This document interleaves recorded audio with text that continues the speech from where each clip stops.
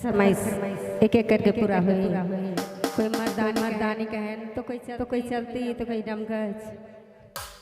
चलो शादी ब्याह कर देना है तो एक ठो डमकच होइक चाहिए।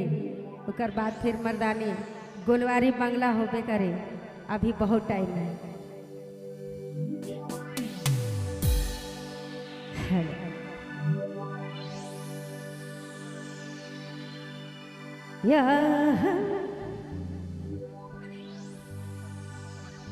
हे संगी सही बात है।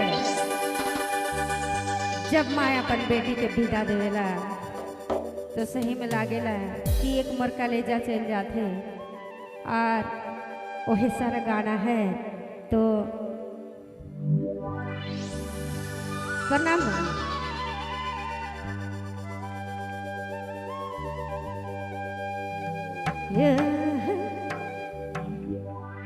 काले आयो काले बाबा